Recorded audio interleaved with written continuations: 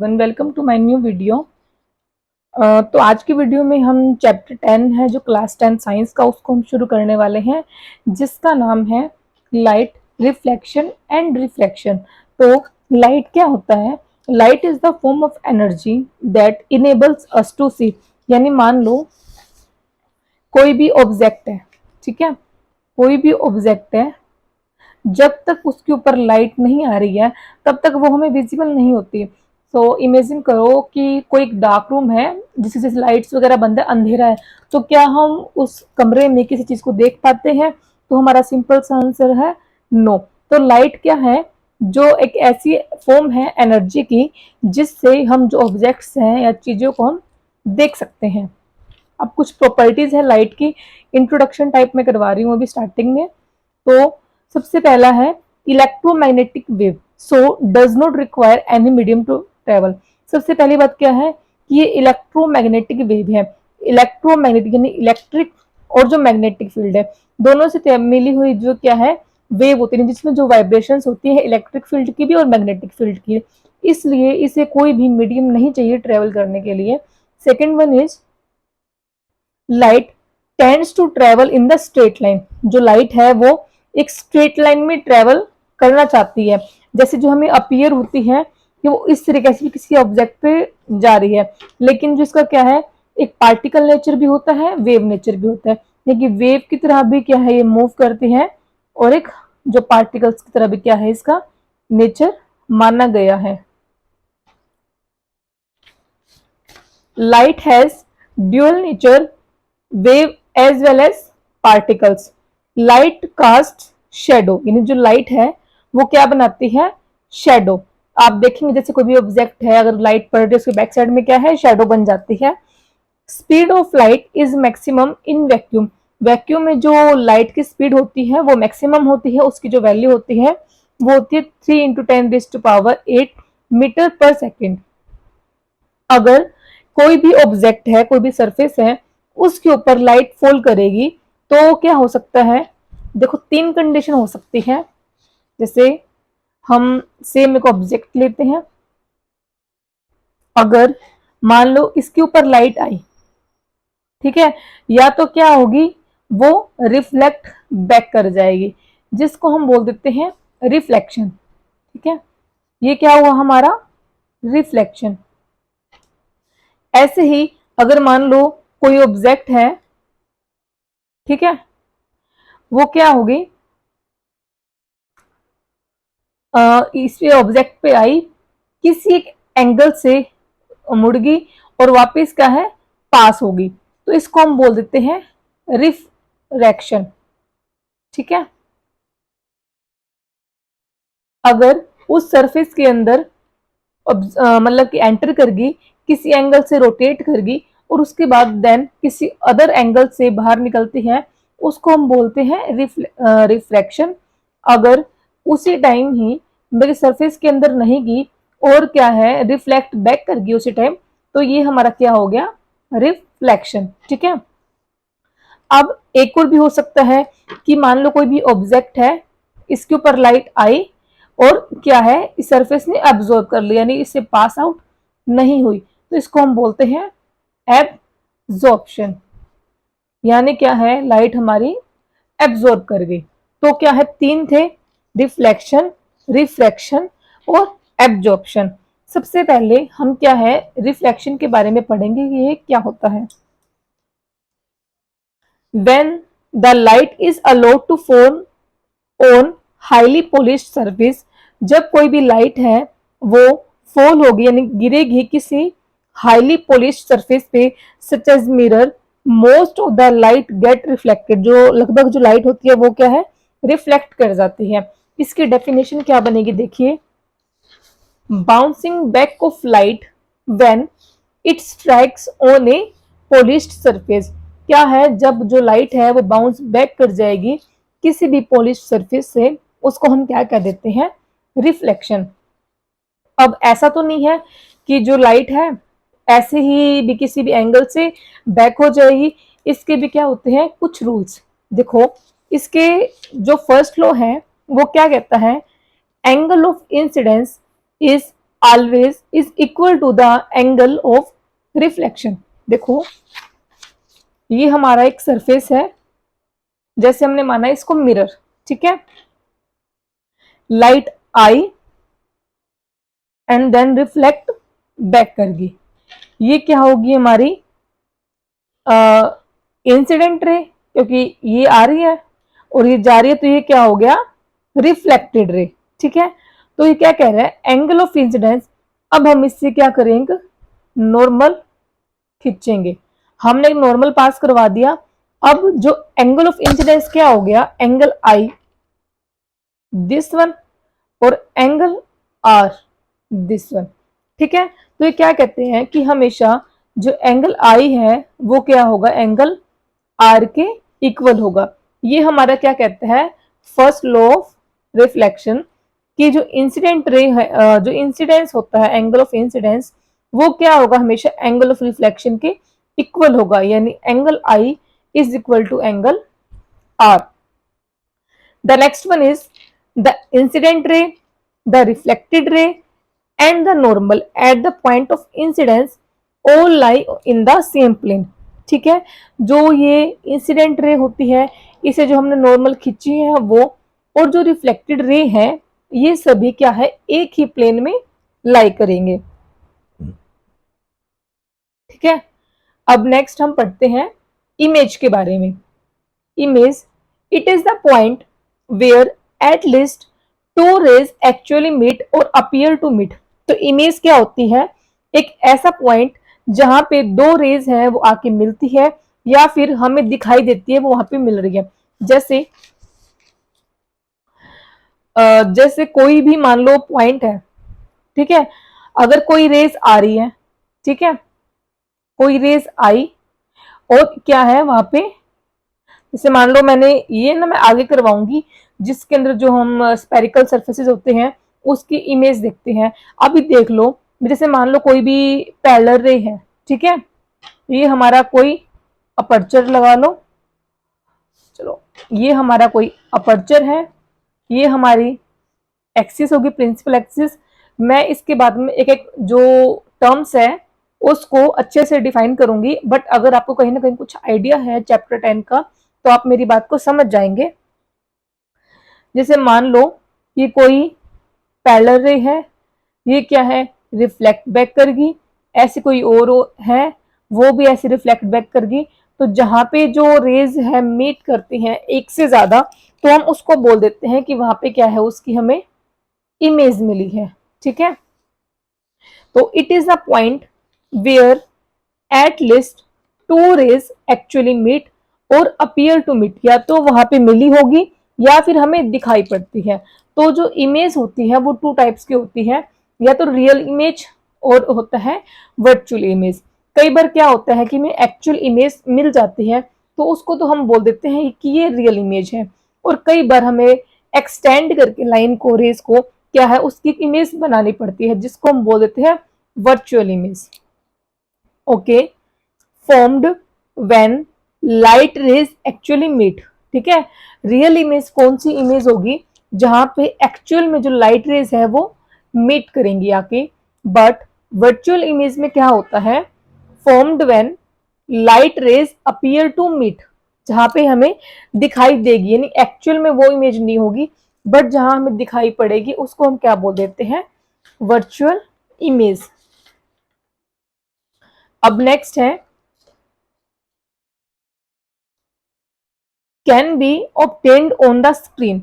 हम इसको स्क्रीन पे ऑब्टेन कर सकते हैं लेकिन जो वर्चुअल इमेज है वो हमें स्क्रीन पे नहीं दिखाई पड़ती। नेक्स्ट है कि ये जो रियल इमेज होती है हमेशा क्या होती है इन्वर्टेड होती है, और जो वर्चुअल इमेज है वो क्या होगी इरेक्ट, ठीक है।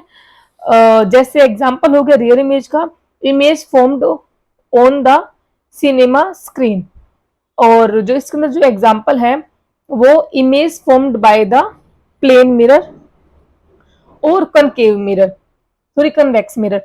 जो क्या होता है इस वर्चुअल इमेज होती है या तो वो प्लेन मिरर शो करता है या फिर कन्वेक्स मिरर, ठीक है। अब जो नेक्स्ट है image formed by the plane mirror, ठीक है। प्लेन मिरर है वो किस टाइप की इमेज को फॉर्म करता है? देखो, हमने एक प्लेन मिरर लिया जिसको नाम दिया M एंड N, ठीक है। डायग्राम यहाँ मिला, यहाँ है। आपको समझाने के लिए मैं एक बार एक वन बाय वन स्टेप से दोबारा दिखा रही हूँ। देखो, जैसे मान लो ये हमारी होगी मेन एक्सिस, जिसको हम प्रिंसिपल एक्सिस भी बोलते हैं। अब कुछ ये क्या होगी हमारी एक, जिसको पैरेलल रे भी बोल सकते हैं, और ठीक है। अब जो मान लो ये पैरेलल रे है, ये क्या है, अगर इस रास्ते से अगर जाएगी तो ये क्या है, इसी ही रास्ते पे क्या है, रिफ्लेक्ट बैक हो जाएगी, ठीक है। अब हमने क्या ली, एक कोई भी हमने वो ऑब्जेक्ट लिया, ठीक है, जिसकी हाइट होगी हमारी ए बी, ठीक है। अब हमने इसको क्या करना है, इसके सेंटर में से पास करवाना है, ठीक है। जब सेंटर में से इसको पास करवाएंगे तो क्या है, ये रिफ्लेक्ट बैक कर जाएगी, ठीक है। अब देखो, अब हमने क्या करना है, इसकी इमेज, इसकी जो इमेज होती है वो हमेशा कहाँ बनती है, इसके राइट साइड में, ठीक है। अब ये क्या है, अब एक्चुअल में तो हमें इमेज फॉर्म हुई नहीं। अब हम क्या करेंगे, इन रेस को एक्सटेंड करके क्या करेंगे, इसकी इमेज बनाएंगे, ठीक है। जैसे इस साइड हम दिखा देते हैं डॉटेड, ये तो हमारे क्या होगी, मेन एक्सिस। अब इस वाली जो पैरेलल चल रही है, इस वाले को एक्सटेंड करेंगे हम, ठीक है। अब इमेज लेने के लिए हम इस जो हमारी रेज है, जो हमने सेंटर में से पास करी है, जहां पे रिफ्लेक्ट बैक हो रही है ना, इसके अपोजिट डायरेक्शन में क्या है, हम इमेज बनाएंगे। तो जो हमारी ये हाइट आती है, जहां पे हमें क्या मिली है, हमारी इमेज, इसको हम बोल देते हैं ए डैश बी डैश, ठीक है। ये जो हमारा प्लेन मिरर है उसमें इस टाइप से क्या है, इमेज बनती है। अब इसके जो करेक्टरिस्टिक्स है वो देख लीजिए।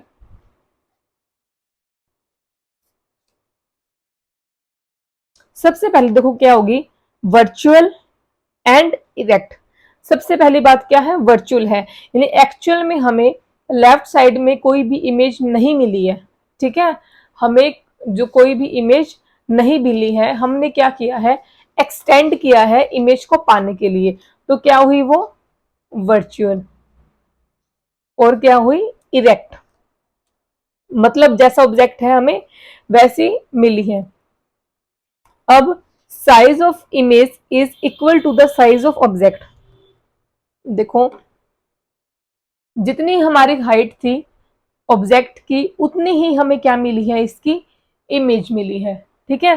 तो क्या है, ये क्या है, ऑलमोस्ट इक्वल होगी किसके, इमेज के।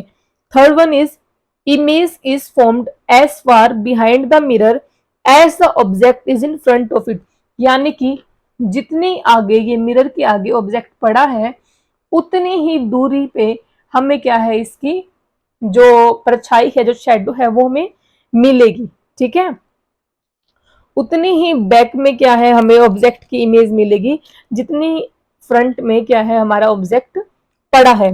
नेक्स्ट है लेटरली इन्वर्टेड। जो लेटरली क्या है, इन्वर्टेड होगी। जैसे एम्बुलेंस पे हमें एम्बुलेंस दिखा होता है ना, इसका जस्ट अपोजिट दिखाई देता है, वैसे ही क्या होती है, ये प्लेन मिरर में क्या है, लेटरली इन्वर्टेड होती है। देखो, जो लेफ्ट साइड है यहाँ का, वो हमें राइट साइड में दिख रहा है, तो क्या है, हमें अपोजिट शो करेगा, ठीक है। अब जो नेक्स्ट है, अब हमने बात करी थी प्लेन मिरर के बारे में, अब हम बात करेंगे स्फेरिकल मिरर के बारे में। देखो, जो स्फेरिकल मिरर होते हैं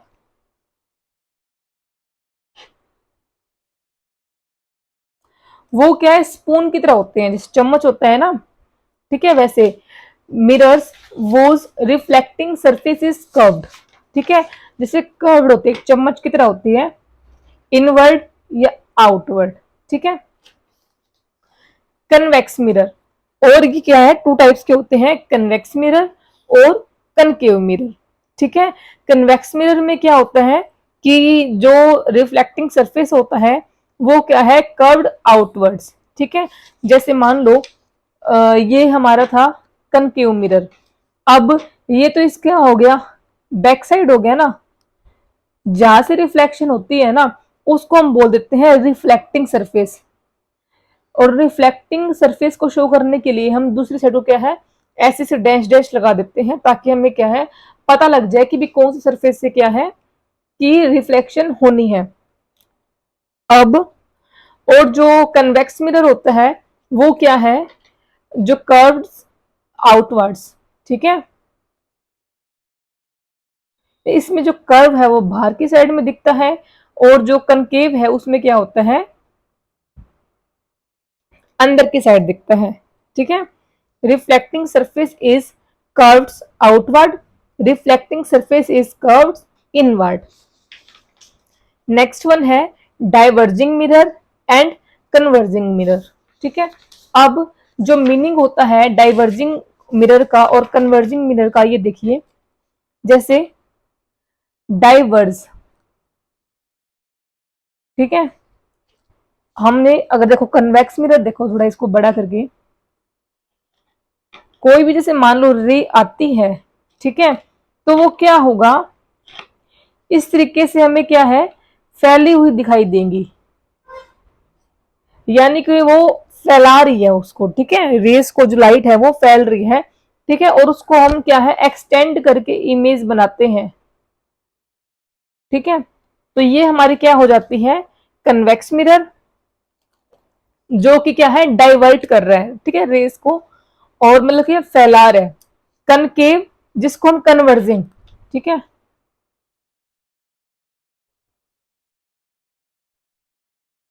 कन्वर्जिंग या देखो, अब जैसे मान लो ये है कनकेव मिरर, ठीक है, अब अगर इसके ऊपर कोई भी रेज आएंगी तो वो क्या है सेंटर की तरफ क्या है वो रिफ्लेक्ट बैक करती है। ठीक है, यानी जो ये क्या है रेस को मिला रही है। ठीक है, मिला रही है, इसके मतलब क्या है कन्वर्ट कर रही है, कम कर रही है, तो ये क्या हो गया हमारा कन्वर्जिंग मिरर। तो डाइवर्जिंग का मतलब फैलाना, कन्वर्जिंग का मतलब क्या है उसको एक जगह पे लिमिट करना, उसको मिलाना। अब कुछ बेसिक टर्म्स है जो कि हम स्पेरिकल मिरर में देखेंगे, उसको हम पढ़ते हैं। नेक्स्ट देखो, फर्स्ट है principal axis line joining the pole and center of curvature of the spherical mirror। देखो सबसे पहले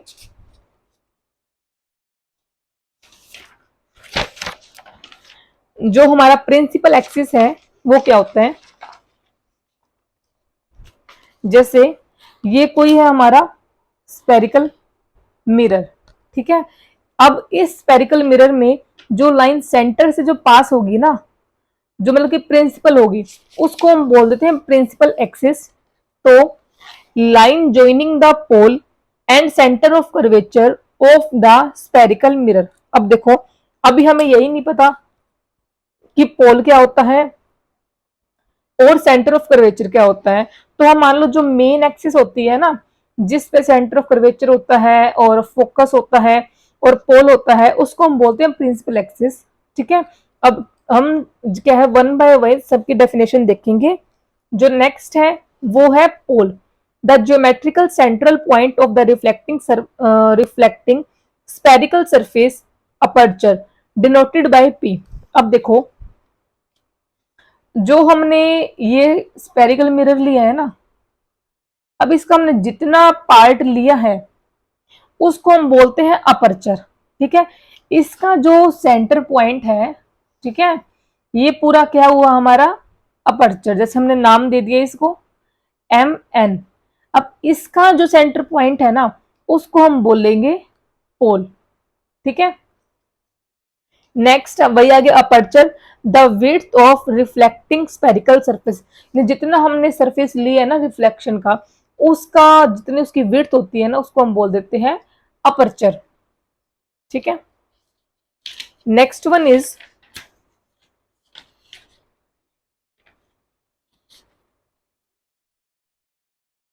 सेंटर ऑफ कर्वेचर। ठीक है, the centre of hollow glass sphere of which the spherical mirror is a part is called as center of curvature। देखो मान लो जैसे जो हमने अपर्चर लिया है ये एक्चुअल में राउंडेड है, यानी किसी एक सर्कल का एक पार्ट है ना स्फीयर का, इसका भी कोई सेंटर होता होगा, ठीक है, तो उसको हम बोल देते हैं सेंटर ऑफ कर्वेचर। ठीक है, यानी कंप्लीट एक राउंड सर्कल था, उसका हमने एक पार्ट ले लिया और ये भी इसका भी कोई ना कोई सेंटर होता होगा, जो एक्चुअल सेंटर है ना जो ये स्फीयर बना रहा है उसको हम बोल देते हैं सेंटर ऑफ कर्वेचर। इसको हमने बोल दिया सी। अब नेक्स्ट है रेडियस ऑफ कर्वेचर। ठीक है, अब नेक्स्ट हमने क्या देखना है, रेडियस ऑफ कर्वेचर। नाम से हमें ध्यान हो रहा है, जैसे हम रेडियस क्या होता था, सेंटर से जहां पे जो लाइन होती थी सर्कल की वहां तक की दूरी, यहाँ पे भी सेम है, जो सेंटर ऑफ कर्वेचर से जो पोल तक की दूरी होगी उसको हम बोल देते हैं आर। ये हमारी क्या है, radius, the distance between the pole and the centre of curvature. ठीक है, the next is focus point, the point on the principal axis where all parallel rays meet after reflection. ठीक है, फोकस पॉइंट क्या है, जैसे मान लो जितनी भी जो रेज है जहां से जिस पॉइंट से पास होंगी ना उसको हम बोल देते हैं फोकस।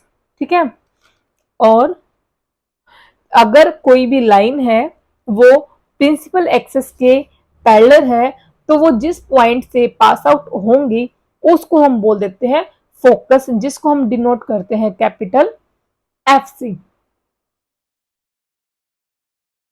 अब नेक्स्ट है फोकल लेंथ। ठीक है, जो पोल होता है और जो फोकस होता है इनके जो बीच का डिस्टेंस होता है ना उसको हम क्या बोल देते हैं, फोकल लेंथ, यानी कि पोल से फोकस तक की दूरी, the distance between the pole and the focus point. Pole और फोकस पॉइंट के बीच में जितना डिस्टेंस होता है उसको हम बोल देते हैं फोकल लेंथ। एक रिलेशन होता है फोकल लेंथ और रेडियस ऑफ कर्वेचर का, कि जो फोकल लेंथ होती है ना ये हाफ होती है रेडियस ऑफ कर्वेचर के। जैसे कि इसको हम अगर वो करते हैं, रीअरेंज करते हैं, 2f is equal to are. ठीक है, अब जो हमारा नेक्स्ट टॉपिक है वो है rules for making the ray diagrams by spherical mirrors. अब कुछ रूल्स होते हैं जो कि स्फेरिकल मिरर है उसके जो रे डायग्राम्स बनाने में कुछ यूज होते हैं। तो बहुत इजी है, अगर आपको समझ में आ गया तो आपको सेकंड टाइम तो करने की जरूरत ही नहीं है, बहुत इजी, आपके अपने आप हाथ चलते जाएंगे। बट इसके लिए आपने क्या करना है, सिर्फ इसको सुनना नहीं है, साथ साथ में क्या है बना के भी देखना है, क्योंकि इन 10th क्लास हमें थोड़ा सा डिफिकल्ट लगता है ये चैप्टर, बट रियल मायने में बहुत ज्यादा इजी होता है अगर हम साथ में पेंसिल लेके बैठे हैं और कॉपी में कर रहे हैं। ठीक है, अब देखो फर्स्ट क्या है, a ray parallel to the principal axis after reflection will pass through the principal focus in a case of concave mirror or appear to diverge from the principal focus in case of convex mirror। ठीक है, इसको पढ़ना छोड़ो एक बारी, इसको एक बार देखो किस तरीके से बन रहा है। ये हमारा कोई भी हो गया अपर्चर। ठीक है, ये तो अब मैं टर्म्स यूज कर सकती हूँ क्योंकि मैंने करवा दिए। अब हमने पास किए प्रिंसिपल एक्सिस, अब पढ़ते जाओ, a ray parallel to the principal axis, कि हमने जो रे है वो पास करनी है पैरेलल। ठीक है, after reflection will pass through the principal focus, यानी जिसमें से ये पास करेगी वो क्या होगा, फोकस। ठीक है, ये इस साइड गई और यहां से रिफ्लेक्ट बैक कर गई, ये क्या हो गया हमारा सेंटर ऑफ कर्वेचर, और ये हो गया पोल, जो कि हम सीख चुके हैं। बस इतना ही था कि जो रे पैरेलल पास कर रही है प्रिंसिपल एक्सिस के वो क्या होगा, प्रिंसिपल फोकस में से पार करेगी। ठीक है, in case of concave mirror. अब हमने एक और लेना है, और किसका, कन्वेक्स मिरर का। अब देखिए आप बना के देखिए, रूल अपने आप निकल जाएगा। अब ये मान लो ये क्या है हमारा कन्वेक्स मिरर, ठीक है। अब हमने इसी का सेम ले लिया प्रिंसिपल एक्सिस, अब हमने लेना है क्या पैरेलल, ले लिया। अब ये हम सीख चुके हैं कि ये क्या होता है डाइवर्जिंग, ये क्या कर देगा रिफ्लेक्ट बैक। अब इस प्रिंसिपल एक्सिस को थोड़ा सा एक्सटेंड कर दो। अब हमने क्या करना है, इसको भी थोड़ा सा एक्सटेंड करना है। जिस पॉइंट पे ये मिल रहा है वो क्या है फोकस। यही इसने कहा था कि जो कन्वेक्स मिरर होगा वो अपीयर टू डाइवर्ज, यानी डाइवर्ज होता हुआ दिखेगा, और वो भी क्या है प्रिंसिपल फोकस में से ही पास होगा। इसका जो फोकस है वो क्या हो जाएगा राइट साइड पे, ठीक है। ये सेंटर ऑफ कर्वेचर और ये क्या हो गया पोल। अब नेक्स्ट देखिए, a ray passing through the principal focus of a concave mirror. अब हमने क्या है सेम वही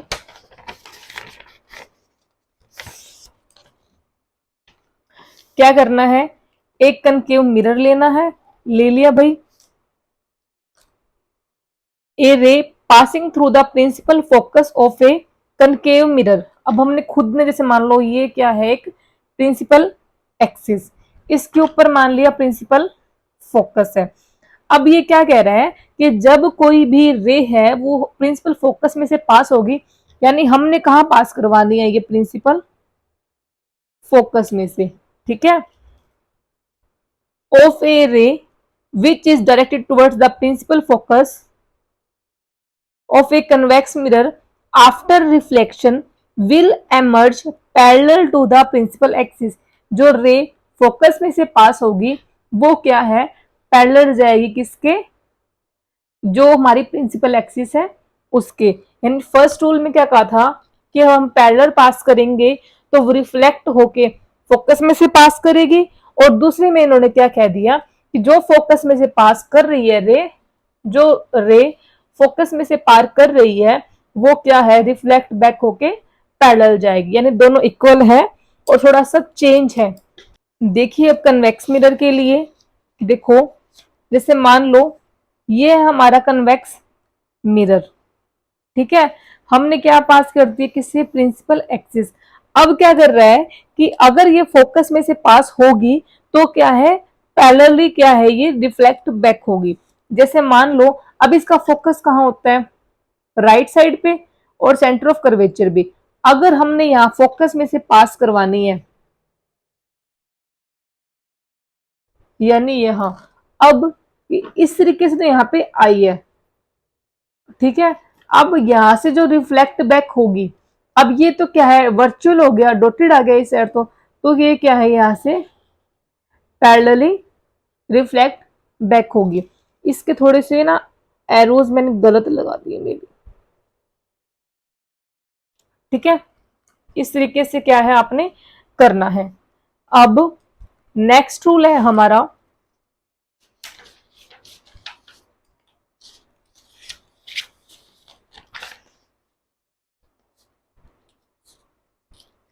ए रे passing through the center of curvature of a concave mirror or directed in the direction of center of curvature of a convex mirror after reflection is reflected back along the same path, ठीक है।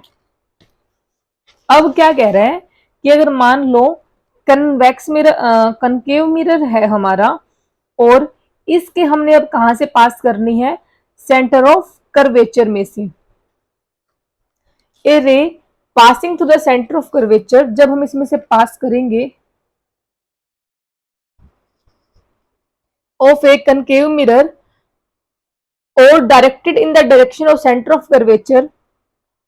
इसके लिए हम directed word क्यों use करते हैं convex के लिए, क्योंकि ये एग्जैक्ट वहां तक नहीं जाता, हमने क्या है रिफ्लेक्ट करके उसी पे क्या है डाइवर्ट कर जाता है, जिसको हम एक्सटेंड करके दिखाते हैं कि ये सेंटर तक जा रहा है, ठीक है। क्या कहते हैं कि अगर सेंटर में से पास होती है तो वो रिफ्लेक्ट होके उसे ही पाथ पे क्या है, रिफ्लेक्ट बैक कर जाएगी। ठीक है। अब इसके लिए कन्वेक्स मिरर के लिए देखो,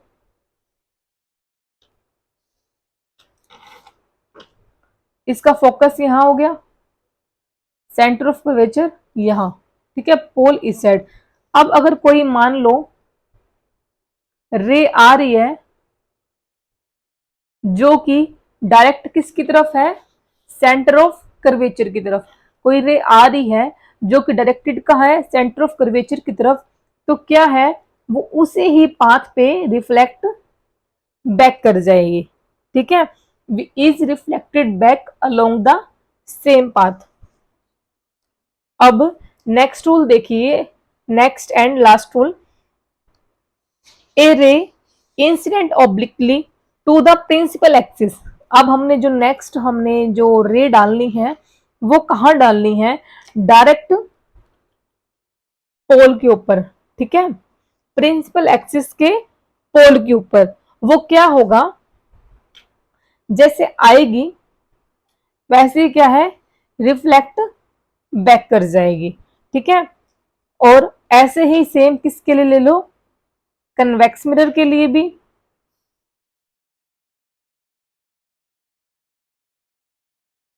ठीक है, जैसे ये पोल में से आएगी तो क्या है, रिफ्लेक्ट बैक कर जाती है। लेकिन क्या कहता है कि जो लॉ ऑफ रिफ्लेक्शन होता है ना, वो जो ये रे है वो फॉलो करती है, यानी कि एंगल ऑफ इंसिडेंस किसके इक्वल होता है, एंगल ऑफ रिफ्लेक्शन के लिए, दोनों ही केसेस में।